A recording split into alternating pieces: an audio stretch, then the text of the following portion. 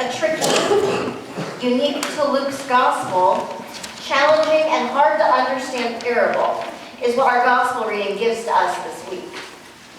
Jesus tells his disciples, a rich man has a manager for his finances. The manager could have been a slave who was tasked with overseeing the rich man's estate. Then somebody tells the rich guy that his manager is squandering his property. When questioned about it and told to give an account of his work because he's being fired, the manager does something kind of strange, kind of underhanded, really. We read that he goes to everybody who owes the rich man money or goods and tells them they have been forgiven for a good chunk of their debt. But why? He knows he's going to be fired, so he wants to watch out for himself. Perhaps if he forgives some of these folks' debts, he'll find a new job with one of them. Then, like a teacher commenting on a student's creativity, we'll call it, in getting a project done at the last minute, the rich man commends what his soon-to-be former manager did. Correcting shrewdly, wise, creatively.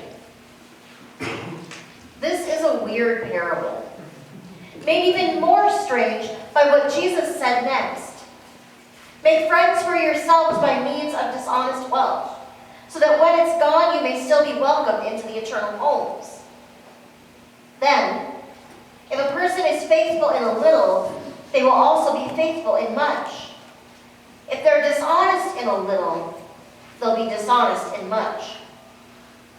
That winds us through some more difficult things until we get to Jesus' final point, the words that convict us. No slave can serve two masters. They'll hate one and love the other. You cannot serve God and wealth. For as long as this parable has been shared, it's confused those who have heard it or who have tried to interpret it. Why would Jesus encourage his followers to be dishonest to gain friends? What does strange or underhanded accounting have to do with how we serve God or money? Well, all of this has had me confused too. I don't really get it, and I'm honestly uncomfortable with some of what Jesus has to say here. Someone forgiving a debt just so they can get a job out of it? That's not why you help someone out, right? Creating relationships by means of dishonest wealth, just so you'll get a place in heaven? What's that about? I don't know. And frankly, it's pretty hard for me to tell all of you to not be worried about the role money plays in your life, especially in light of all of the losses that many people here and all over southern South Dakota are facing as a result of the seemingly never-ending rain and flooding. Our minds and hearts are focused today on our livelihoods and that of our neighbors, as we see much of what God has given to us being swallowed up by water. Maybe it's time to start or to continue to be thinking more wisely, shrewdly or creatively about what we own or what we need to survive. Maybe it's time to start thinking more wisely about the role God plays in our lives too. To further risk how comfortable we're all feeling right now, let me say this. Having money is both a responsibility and a blessing. In First Communion class, we teach that everything we have comes from God. We teach that we can and should share what God has given us with those who are in need. As we are blessed by any and all kinds of things or money, we're also responsible for what we do with it. Even as we are responsible for using well what we have or have been given, we know all too well that money and possessions are temporary.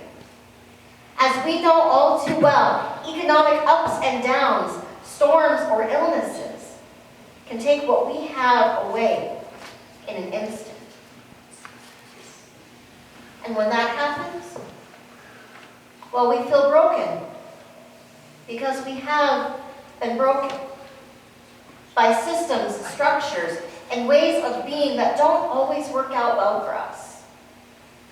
So we have to think shrewdly, wisely, creatively about taking what we have left and making a new use of it as God calls us to. Trusting that God will be with us as we figure things out.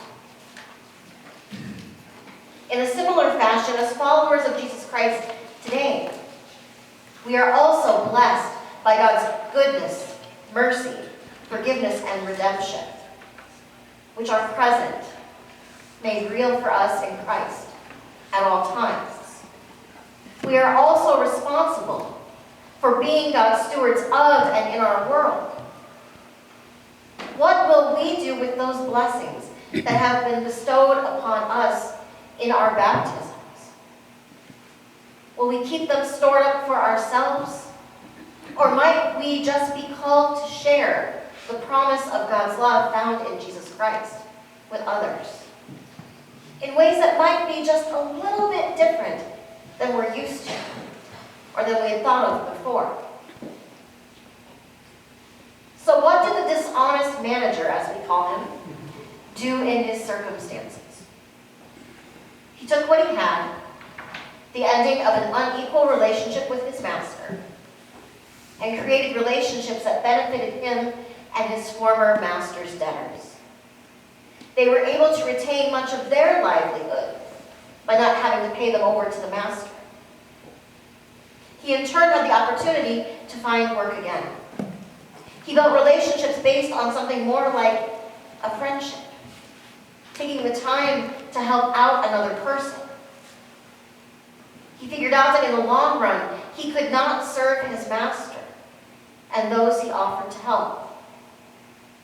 He wised up and chose to do life and relationships in a new way. Maybe not the best way, but a new way. So what's that got to do with us and how we operate in our financial dealings and in our lives of discipleship? To be perfectly honest with all of you, I'm still thinking about that. And I'm still kind of jumbled up in my head about it all too. But today, right now, here's what seems evident to me. So many things in our lives are going to be temporary or fleeting, as I said. We might lose a job or a relationship because we messed up. Or things and events beyond our control might be the cause of us losing everything, or some awfully important things. We will be faced with circumstances where we will have to begin to do our lives differently. And even though that might be terrifying to think about, we can have hope that a new way will be there, that there will be new life. So what isn't temporary? What isn't fleeting, in danger of going away in a split second? It's God's love for us, which is rooted in the one who told this confusing parable, Jesus Christ. The one that said love and forgiveness that we have been promised is going to stick with us, even as we face losing land, money, relationships, anything at all. God's love doesn't let us go. Rather, it invites us to step out of how we have been living out our faith. It invites us to build relationships built on mutual care and forgiveness, and not on what someone else can give us or do for us in our lives of faith.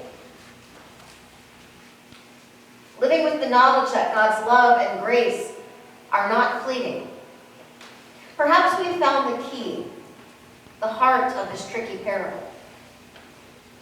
As having money or not, or being afraid of losing what we do have, even actually losing what we have, can try to rule our lives and separate us from one another. God in Jesus Christ unifies us. For it is by him alone that we have life and all of its blessings to share. not just money, but love, hope, mercy, peace, and forgiveness. Those blessings we get to share, and by them, we are given abundant life. We are not, as a line in my favorite musical, Rent, says, what we own. We are not our wealth. We are not our losses. We are disciples of Jesus Christ, called to share the gospel shrewdly by building relationships with all of God's children, by sharing our blessings so that all may have abundant life, both physically and by faith.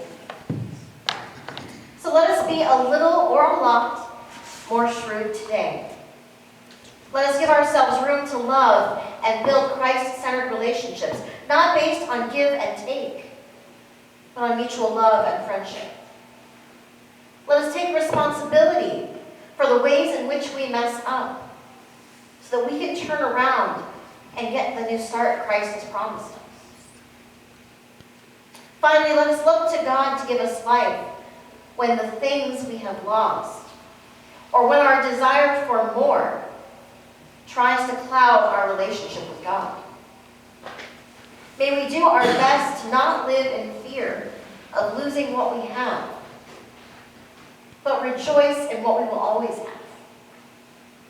God with us, God before us, God above us, God behind us, to give us hope and life when the temporary becomes the non-existent, to help us see new life after losing the security of the past or even the present.